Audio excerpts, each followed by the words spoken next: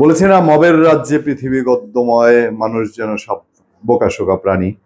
মানে মব চলবেই চলবে, আর চলবে না কেন? হেফাজতে ইসলাম ঘোষণা দিয়েছে মবের বিরুদ্ধে বললেই আপনি ফেসিবাদের পক্ষে। তারপরে প্রেস সচিব বলেছে এটা তো মব না, এটা হচ্ছে গিয়ে প্রেশার গ্রুপ। প্রেশার গ্রুপ খুলনায় উনি পড়েছেন, খুলনায় প্রেস ক্লাবের সামনে দেখেছেন না, প্রেসার গ্রুপের সামনে পড়লে কেমন প্রেশারটা পড়ে।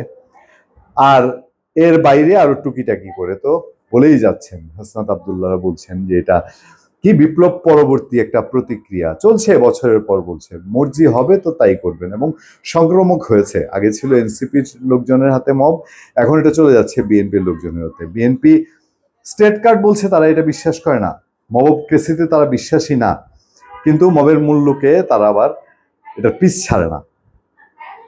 সিসি নুরুল হুদা, সাবেক সিসি নুরুল হুদাকে মবক্রেসির মধ্যে ফেলে বিএনপির লোকজন যা করেছে করেছে, মান সম্মান খুইয়েছে। এবার আমাদের সামনে একটা খবর আছে, এই খবরটাও আমার কাছে মনে হলো যে মবক্রেসি আসলে এটা সংক্রামক রোগ। যখন পর্যন্ত টিকা না দেওয়া হয় তখন পর্যন্ত প্রতিরোধ করা যায় না। নারায়ণগঞ্জে মহানগর বিএনপির বহিষ্কৃত সাবেক যুগ্ম আহ্বায়ক ও বন্দর উপজেলা পরিষদের সাবেক চেয়ারম্যান আতাউর রহমান মুকুল, তাকে ফেসিস্ট আওয়ামী লীগের দোসর আখ্যা দিয়ে মারধর করে বিবস্ত্র করা হয়েছে।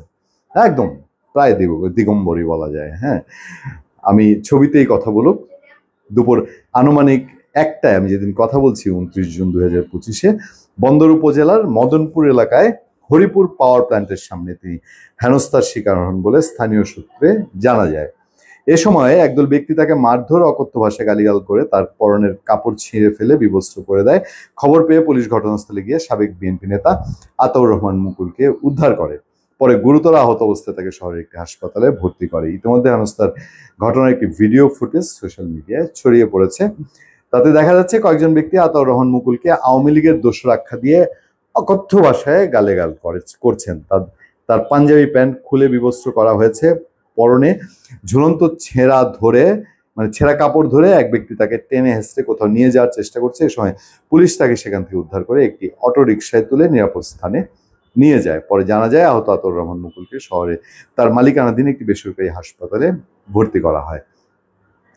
বলা হচ্ছে মদনপুর হরিপুর বিদ্যুৎ কেন্দ্র নিয়োগের বিষয়ে টেন্ডার দাখিলের শিডিউল ছিল, সে কারণে তিনি সেখানে যান। এ সময় ডন বজলুর নেতৃত্বে অতর্কিতভাবে তার উপর হামলা চালিয়ে তাকে হেনস্থা করা হয়।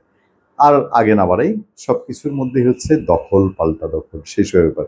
সাবেক বিএনপি বলতে আসলে বাংলাদেশে কিছু থাকে যদি আওয়ামী লীগে যোগ না দেয়, আর সাবেক আওয়ামী লীগ বলতে কিছু থাকে বাংলাদেশে যদি বিএনপিতে যোগ না দেয়। আমার জানা শোনা আপনাদের আশেপাশে অনেক আছে, দেখবেন এই যে বিএনপি 4000 এখন বহিষ্কার করেছে না গত 10 মাসে নেতাকর্মী। এই বহিষ্কৃতরা কি ঘরে বসে আছে? বহিষ্কৃতরা কি আওয়ামী লীগ আর জামাতে যোগ দিয়ে দিয়েছে? একটু চোখ কান খোলা রেখে দেখবেন তো বহিষ্কৃতদের বিচরণ কোথায়, তাহলে বোঝা যায় তারা সাবেক হয়েও যেন হয় না সাবেক। আর মবক্রেসি এমন এক জিনিস, এই যে টেন্ডার দখল করা যায় মবক্রেসি দিয়ে, এই সুবিধা কোথায় পাবেন? নিয়ম কানুন ভাবে মেনে তো এখানে যাবেন না। একদম নগদ নারায়ণ লাভের জন্য মবক্রেসির চেয়ে বড় পুঁজি এখন আর নাই, যেখানে কোনো ইনভেস্ট নেই। ধন্যবাদ সবাইকে, ভালো থাকবেন, সুস্থ থাকবেন। আপনাদের সাথে আমি আতিক রহমান, পূর্ণিয়া।